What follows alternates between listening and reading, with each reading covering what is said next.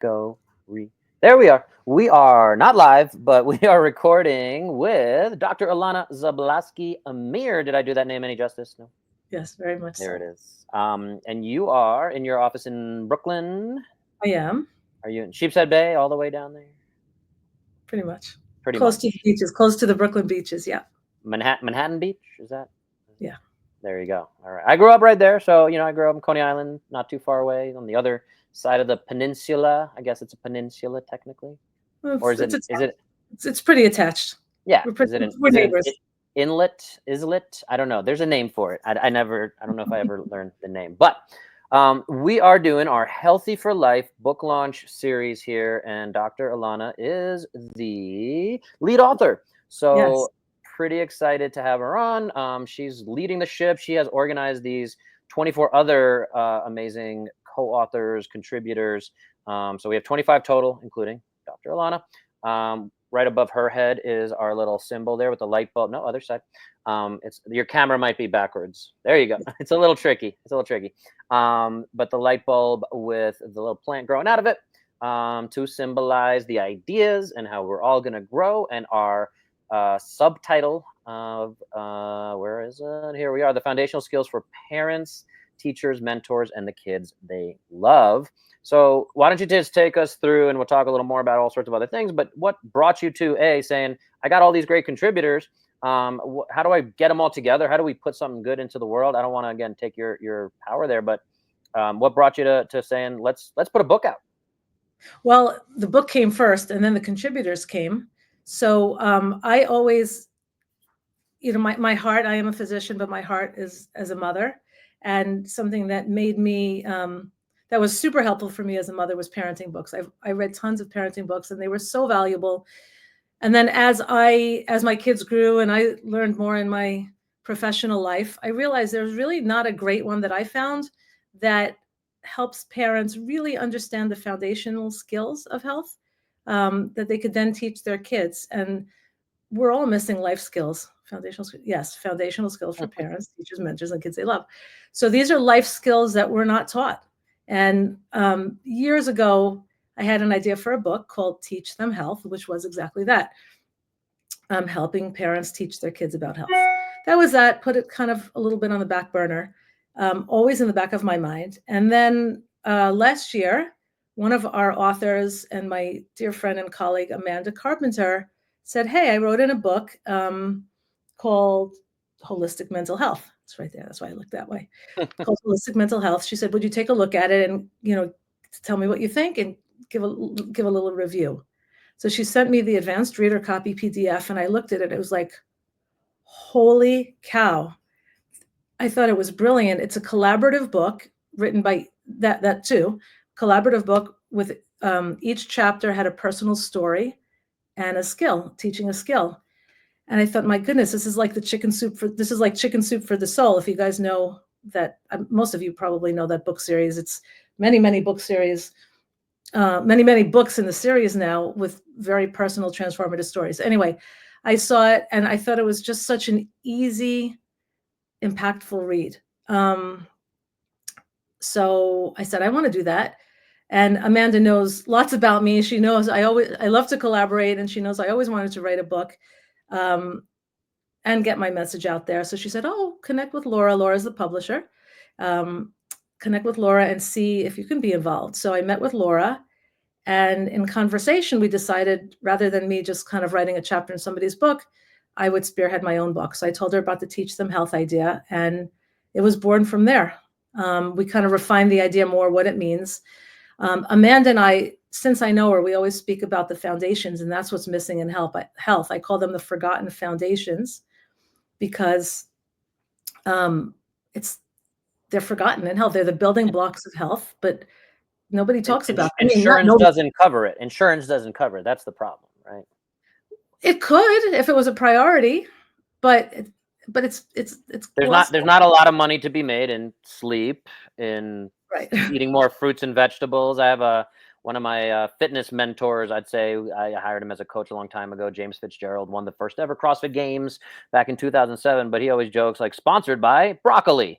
And like hashtag broccoli. But yeah, there's not a lot of money there. So I think that's a big part of, why, or other people joke around like, oh, you must be sponsored by like Big Broccoli. There's the other fun part of that joke. But yeah, again, in terms of moving better, in terms of, improving these small, we think of them as small skills, but they're huge in the grand scheme of it. And I think the book has done a good job of highlighting these really big skills. Again, I've had Michael McDonald and Amanda Carpenter already on. You're our fourth guest on this series so far. And they're both spearheading the Aya Fit, and just bringing that up as like these concepts of just what the resonance of music and the sounds and the songs that we sing, throughout the day. But stuff like that is just, there's no, I mean, I hope they make tons of money and become billionaires off of the Aya Fit. I doubt it, but I don't think they're in it for the money. But the concept of, again, this musical resonance and how that impacts your mood and your health is super interesting. And again, we're putting, when you put these 25 kind of chapters together, I think that just really, really puts a lot of perspective into that. And I mean, I'd love to hear your take. I also, as the lead author, and obviously you have the introduction chapter, you have the first chapter talking about preventative care, which, and I always say preventative, and you call it preventive, and that little thing bugs me. I don't know which one is right, but I always joke about that. But yeah, I'd love to hear your take. And then you have another chapter at the end of the book too, right? You have. I have a chapter on sleep that I co-wrote with somebody that will be your guest tomorrow, I think, is Patrick Narduli. He helped me write the chapter on sleep. So what I was getting to with all that build up was to ask you, having written including the introduction, 3 of the chapters of our book here, and leading the whole charge. And I know you were very involved with each author, and recruited every single one of us, I believe. And again, honored to be part of the team. So I really appreciate you bringing me in, Coach. But I'd love to hear your take outside of the sales pitch of it all, and we have our subtitle here and things like that. But I'd love to hear your take on what you've learned in going through that. And again, I know you knew almost all these folks, I assume. No, I didn't. I knew a bunch, and other ones were recommended to me from others. So yeah, what did you learn, and how would you synthesize all 25 chapters or 25 contributors into, like, let's bring it down. Let's tell folks why. I mean, I think we know the sales pitch. I think we know why folks should read the book, Healthy for Life. Again, if you have kids in your life you love, you want to be healthy for them. You want them to be healthier as they age as well, and just clearing a lot of this confusion of the medical space, the healthcare space, the fitness space, the big pharma space. So yeah.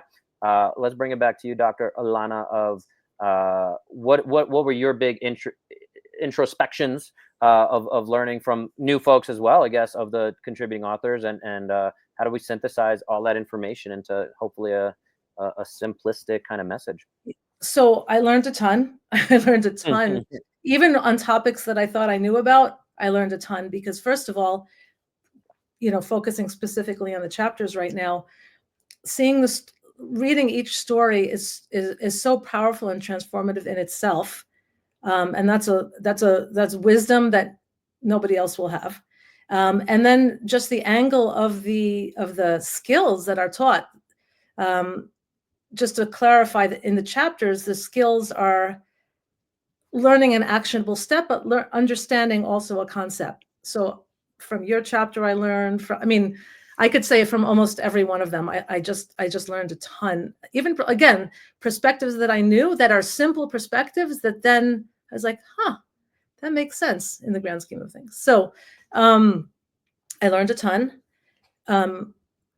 As far as the pillars, so the book is organized around pillars, the 5 pillars, the 5 forgotten foundation pillars. It's nutrition, environmental exposures, nervous system regulation, which is stress management, fitness, and sleep, repair, and recharge time. Now, those 5 things, we know they're important. And I could probably ask 100 people, hey, what are the most essential things for health? And most people will get most of if not all of those. But the problem is that, first of all, they're kind of hard to implement it, like to fill your day with all 5, unless they're like ingrained in you from when you're little, becomes really hard. Number 1. Number 2, As I said, they're not really discussed. We're not taught about them in medical school for sure. That's a whole other topic. Now they probably are, but medical school is not about that. We're not taught about it in school. In school they used to be home ec, and I used to say we need to have a self ec, self ec for life skills, personal life skills. There's none of that. So where do you go to learn? Parents want to protect their kids always. I mean, my kids are grown, and I keep wanting to protect them. Adults want to look out. Any adults who has kids in their life want to protect them, and even the way the book is written is not really just for that. It's written for anybody. I mean, while the goal and the inspiration is for that, literally anybody will have value from this book. But understanding it, and then you go on Instagram or anywhere you're reading, nutrition is super important. So you hear sound bites about it, but then you forget about the other pillars. So what this book is provides a framework, and I call it a framework for proactive health. So remembering that this is your roadmap, your big, the big box, and then you start building skills, which are the tools within that. So while each pillar highlights a few chapters, has only a few chapters within a pillar and a few key and life-altering skills potentially are within there, there's still so much more to do, but that's okay. You can't expect to read one book and know everything, but it really should be that framework with the skills kind of put inside then to build on. So I like to think in big picture and then flexible structure. That's how I think, kind of how the book is organized. And when you proposed being involved to me, we talked about, it's not just we're publishing. And for those, we're recording this on January 25th, 2025, and we'll be publishing on Amazon February 4th. So in a week and a half or so, I believe. Exciting stuff. And we're trying to get on bestseller status. So if you're out there watching, you reach out to Dr. Ilana, myself, any of the authors that you might see have been interviewed here. You can get an advanced reader copy. We have the ebook available for $1.99, at least on February 4th. It might be a few extra days on either side of that. Just putting that out there, that again, the piece as well is to build this community, to build this healthy for life movement, not just a book, but also introducing folks to these, again, 25 contributors, including myself, including you, and just building this concept. Again, it's not, I don't know too many people who read one book and they're like, that's it. I read the carnivore book and now I'm a carnivore and now my health has completely fixed and I don't have to worry about anything else. I'll bring in, there's this guy, Brian Johnson. I don't know if you've seen this thing on Netflix. His goal is how not to die. And he wants to live forever. And he takes, I believe, over 60 supplements a day, 60 pills a day. He's doing all these different things and trying to talk about, reversing his age and all these concepts. But the point being, it's even if you've watched that, and I think it's an hour and a half Netflix documentary, it's like, yeah, he's doing 700 things. He spends over $2 million, I believe, a year on all of these different things, including having a hyperbaric oxygen chamber in his house and all these different things. So we can certainly get into all of this. But coming back to the foundational skills, I do think a lot of folks are just missing that. I do think, unfortunately, a lot of primary care physicians are a little bit more concerned about, which is fine. I think you allude to it in your book, in the allopathic medicine, how you were initially trained, right? Medicine 2.0, as I think Dr. Peter Tia will give credit to makes it most famous, of you're in a car accident, great. We want someone to be able to fix our broken bone. We want someone to be able to check our vital organs and make sure they are working as much as possible to keep us alive, and hopefully minimize any disability or injury or problems. But there's that medicine 3.0 that he talks about that I think this book is getting after. And maybe tell us a little bit more about your preventive chapter of talking about, what are these questions? Are we just asking the doctor? You go into this interesting dialogue of, your dentist A said, hey, my husband, what cholesterol medication should my husband take? And it's like, well, it depends is always the joke there. I love that, I have a shirt that says it depends on it, because so many people ask me these questions. I'm like, I need more information, or, we need to have a bigger, deeper conversation. And at that point, like, yeah, let's schedule a meeting. So, I'd love to hear a little bit more on your preventive chapter. So let me just back up for 1 second what you were saying. I mean, I don't want to bash medicine 2.0 because yes, of course it has to do with, there's emergencies and there's a lot of value, and I'm not against medications, and I think there's a lot of value in it, but there's really these missing links. and I forgot why I would backtrack right now. That you don't want Oh, to offend medicine even for 2.0. healing. So this is not just these foundations are not just prevention. These foundations are, even if you're in a health, no matter what health condition you are, if you're trying to recover, to fight and recover from COVID, God forbid cancer, or any kind of situation you're in, implementing these foundations are going to let you stay that much more resilient, vibrant, stronger, and get healthier the better you can. So so that's really, that's the ascent. The foundations are ubiquitous because they're the building blocks of what the body needs. My prevention chapter comes because my most important message is early action. Early action, early action is when we get screenings, mammograms, colonoscopies, yearly blood tests. That's early action, but that's kind of some early information. But acting on, well, that's one thing. And the other thing is acting, prioritizing the foundations early on so that they become habits and doing them. So that's that early action aspect, and finding things early that more functionally. So once you see a finding on a mammogram, there was a lot going on beforehand to make that happen. Once you see diabetes, there was a lot going on beforehand to make it happen. So you want to go early on, and that's what functional medicine is. That's what I specialize in, is functional medicine, is going down when there's just mild dysfunctions, starting at mild dysfunctions to more significant dysfunctions before disease actually presents itself. So that's acting early, when finding nuances of what might be out of balance, and kind of where you are on the spectrum. So that's that early action. And as far as prevention, I talk about in my chapter how prevention is a kind of a paradox, because if you're doing prevention when there's nothing wrong, how do you know you made a difference?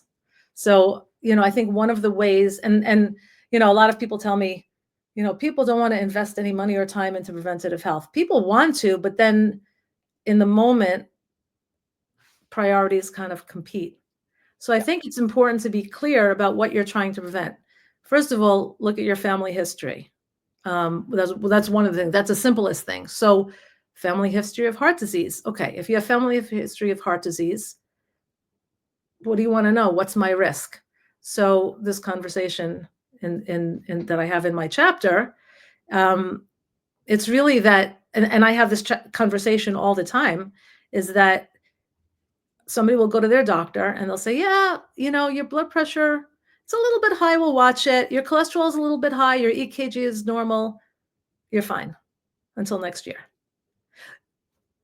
That's a simplified version. Maybe they'll say, well, are you, they'll take more questions. Are you a smoker, family history, blah, blah, blah. But usually take a statin, do a stress test maybe, and then you're on your way. But there's a lot more that goes into it. So I think it's important for people to understand what truly does that, Yeah. And navigating that healthcare system is definitely, it's not the easiest thing. And we'd like to think our doctors have the best intentions. And again, not to bash any. No, for sure. It's just the main. It's just the standard of. It's just the standard of care. It's not. I'm not bashing anybody at all. No, not at all. No, I want to be very clear on the same concept. And where again, it comes back to me is the evidence-based practice model, which is the language that folks might have heard. I don't know if everyone fully understands. Sometimes they hear that and they think, what does the research say? Unfortunately, and I don't know if you're familiar with the Sackett model that was taught to me a long time ago, but it's basically evidence-based practice is not just what the research says. In fact, the research says is only 1/3 of the three-legged stool that you're going to sit on to hopefully, improve your health or fitness or vitality, as we just talked about with Amanda Carpenter on our right before we went live here. And that three-legged stool, again, 1/3 is the research, 1/3 is the clinician and your experience. So if I go to Dr. Ilana, hey, what is your experience with low back pain? And you're like, I don't specialize in that, but let's look at, we can incorporate what Dr. Ilana does. And I might say, hey, I have a couple more experiences on low back pain, and I'm just throwing out a random diagnosis. But when we're talking about heart disease, again, I have my personal experience, but she's the one that's medically trained in that. So I would certainly defer to her on what is her experience. She might have, I don't want to age you, but maybe a couple of decades of of experience around working with patients and clients who might be impacted by heart disease, things like that. And then so the two legs of the stool, right? Research. What does the research say? The research might say, hey, you have high cholesterol. Maybe you do need to go on a statin. Maybe this one particular supplement might be good. Red yeast rice. I don't know what you think about that. I know that's something that's kind of act as a mild statin. Maybe that has less side effects than a full statin, whatever. But that's what the research says, that we can look at that. We can make a best decision on that. But then the clinician experience saying, hey, every time I've had someone take red yeast rice, they've actually had this side effect. So, or a very high percentage of that. So maybe that becomes her experience part of that conversation. And the third part is the patient expectations and experiences. So saying, hey, I'm not that worried about living to 100. So I want to live, I want to be around for whatever, my granddaughter's wedding in 10 years, and past that, I don't really care, or whatever the thing is. I'm totally making up people, not building off of, folks I've talked to this week in particular or anything like that as patients. But the point is, that's a three-legged stool that makes up evidence-based practice. So I don't know how you talk about evidence-based practice or incorporate those kind of concepts, but the whole concept of like a therapeutic alliance, and being able to advocate for ourselves. During COVID, I know some of the folks I followed and things like that use the term, it is up to us. Of you can talk about vaccines, you can talk about Dr. Fauci and get political and things like that, but that's not necessarily what we're talking about here. It's more about, you need to understand, do I need to go out and get sunshine? Like we hope that the agencies and things that we trust can guide us, but again, I am going to go ahead and not wear a mask at certain times. I'm going to go exercise if I can. I'm not going to denounce the science or do my own research per se. I think those terms also get thrown out, and we're going down some dark rabbit holes here, I know. But I'd like to bring it back to you to ask again, what is your concept of evidence-based practice? Because that's where I got some good insights out of reading that preventive chapter, especially. Oh, thank you.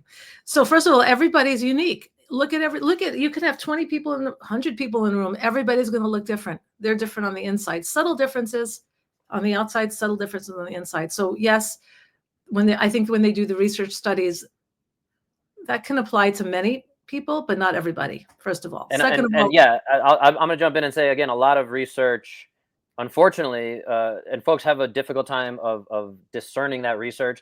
And you might want to find someone on YouTube who might do a good job of breaking down studies and things like that, and tell you and synthesize it. And again, understanding the difference between a randomized controlled trial and a meta-analysis and things like that. And then again, there's a lot of things that are just very difficult to research. And so, yeah. And I also think a lot of research, unfortunately, gets done in universities. And what happens in universities, they say, we're going to open it up to college age students, which might not apply to a 41-year-old male who has a toddler and things like that. So I might not be, by thinking about what is this 18-year-old kid who's eating pizza and drinking beer, what effect did this whatever supplement or medication have on that kid, that population? Does that actually factor over to me? So anyway, I think the research, understanding research, we're not throwing the baby out with the bathwater, so to speak, but I do think that research needs to be put into its place, and that's where, again, it's a three-legged stool.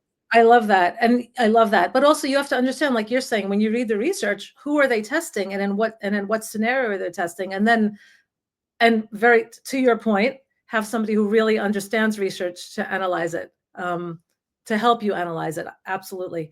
But as far as, and the other thing is what you alluded to in the beginning of the call, in the beginning of the chat, this doesn't necessarily make money. Who's going to spend money on, millions of dollars on a research study to study broccoli, to your point? They are studying, there's a supplement for broccoli called sulforaphane. They're studying that. And there are many studies on that, for example, in relating to cancer. But that's still not widespread information. And, in some circles it is, but there's only so much. Circuitins, is that the underlying thing within the broccoli? I think it's a circuitin. Well, sulforaphane. I don't sulforaphane. Oh, I might be pulling something out of some part of my brain. Anyway, but yes, that's a big one. Regardless, it's just it's hard to study, and then it's also hard to study things long term. So, they say, you're going to get this intervention. Look, it's completely safe for 2 years. Nothing has happened. But what does that mean long term? So anyway, there's a lot. There's a lot relating to evidence-based. So I think it's an important discussion, but you can't poo-poo something just because it hasn't been well studied. I've been privy to physicians. One patient came to me, she said, My physician said stress has not, I forget what she had, but my physician said stress has nothing to do with it. Mm. First of all, stress has a lot to do with a lot of things. And in her condition, stress played a big role, physiologically. Anyway, there's a lot that's neglected. And I mean, Yeah. you're a physical therapist, I'm a physiatrist. How often have you seen, I know I've seen it a lot, that injuries that should be referred for physical therapy from the beginning, some people say, no, you don't need physical therapy. That's the three-legged stool might be the Hmm. clinical experience plus, because they're limited in the Right. box clinical experience. One of my most important mottos is open minds save lives, meaning that Mm. there's so much dogma and so much narrow-mindedness, and people are not willing to look out of the box and hear about anything. That that's a shame, and that's a problem, and in my prevention chapter, you'll hear my personal story, which has to do with my father and cancer. But we didn't get a second opinion. We had one opinion because we had the best doctor, Yeah. around, and he made sense. Would another opinion changed? Maybe. I mean, now I know better. But Yeah. either way, if there's something important, it's only one perspective. So that's my Well, and I think to that exact point is you share that story, and I think hopefully we can learn from these stories. Again, I share my story. My father passing away at the age of 41, which I currently just turned. right. And hopefully again we can say what happened there. Again, he had a lot of stress in his life. That might have been the epigenetics, genetics, all that stuff where we're looking at that. But again, hearing the stories and being able to better empower the reader, the listener here, and just whoever we can reach in our lives to say, hey, there's more than just saying I have the best doctor and I'm just going to trust him and whatever he says goes. Maybe that's how you want to live your life. That's totally fine. Again, we're just here to say, hey, there's other options, and maybe there's other bits of data you need to gather. And again, if it is your father that you want to get a sense for, or yourself or your child, I know all these different scenarios. You start thinking of like, oh, wait, maybe I should do more research. Maybe I do need to make a better decision. How do I better empower myself? And that's ultimately, there's self-help books. There's all these concepts, all these categories of ways to improve it. But yeah, I think that, again, medicine is a art. It is a practice. Completely, yes. As much as we believe in the science, that's why we have to give that perspective of evidence-based practice is again, not that we're practicing on you as a patient standing in front of us with cancer and saying, what do I do, doc? But at the end of the day, it's like, hey, based on all of my knowledge, I'm going to do the best I can for you.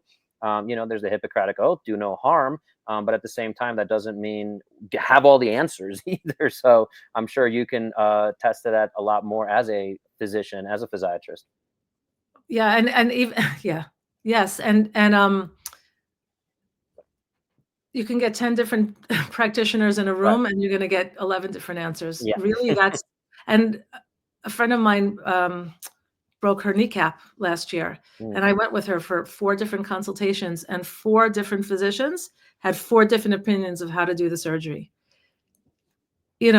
Other people have gone to somebody else in my life has gone to the ER, fell, X-ray was negative, for a hip fracture, but it turns out there was a hip fracture, but wasn't told otherwise. So Mm. there's so much, people really value, as they should, doctors' education, but we're only, same here. We're only human. We're only people. We know what we know. That's why you got to empower yourself. You have to empower your kids. You have to empower the kids. The kids is where if the kids could start implementing these life skills, Mm. and developing these habits, they'll become habits that are that much easier to continue to do as they're adults. And then people will demand more, and then healthcare can become that much more holistic, I'll say. I don't know if Mhm. that's the right word, Yeah. but yeah. So yeah, we're just people. We're Yeah. just people. So yes, you should listen, but you should also understand for yourself. And another thing I like to say is understand to prevent. So I think it's Mm. really important for people to understand so they can make their own decisions. Yeah, yeah, we use that term empowerment. We're trying to empower the patients and those we care about, and the more we can spread that information, the better. And yeah, is it worth investing in whatever NAC as a supplement?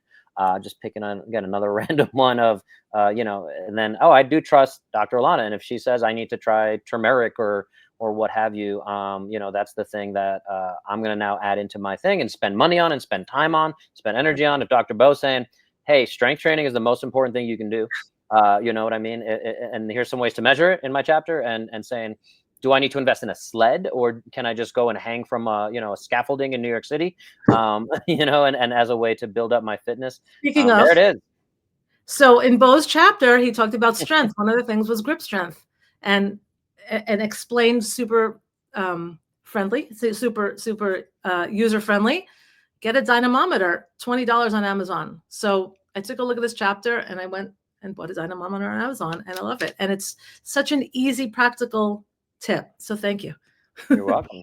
I want to ask, is your left and your right pretty balanced in terms of how strong you are? Pretty balanced, but my right is stronger, actually. And that's your dominant hand? No, my right is dominant. My right is stronger, but my right is stronger. But ultimately, when I do it, I could see I can do it, but I can get my goal of the same weight and the same reps, but my right is definitely stronger. Yeah, and there's a lot of ways to talk about that, look at that. And again, that's another pit to the book that we're publishing here on February 4th, folks. If you're watching, listening after February 4th, you should be able to get it on Amazon. If you're before February 4th, you want an advanced copy, again, reach out to one of us, or be prepared for February 4th to go and get the book. Ebook will be available for $1.99. We highly recommend, of course, you get the hard cover, or the paperback, I should say. I think it's paperback. Oh, it's so much better to have physical. I'm a book person. You see all these books here. I'm totally a book person. Well, like you said, people have different preferences. Someone might like the ebook, or they just want to spend the $1.99. But I agree. Of course, I like the book. I like the physical book as much as possible. I take little notes and things like that. I'm a geek like that, But all that said, to bring it back, appreciate you talking about the dynamometer. And again, that's a huge piece I do think will help folks have some data. And again, so $20 investment. And she's talking the talk, walking the walk, gripping the grip, so to speak. So I want to wrap it up there with Dr. Ilana. Recommend, again, everyone go get the book.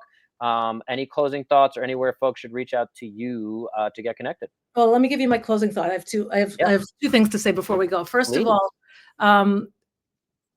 Laura, the publisher, her motto, which was so inspirational for me, is your words will change the world if you're brave enough to share them. Every author, this is from the heart of every author, to get the message out there. When I approached each author, I said, you know what? Where's your heart? Where's your message? What's important for you? Then I kind of put them in a pillar, put you guys in a pillar.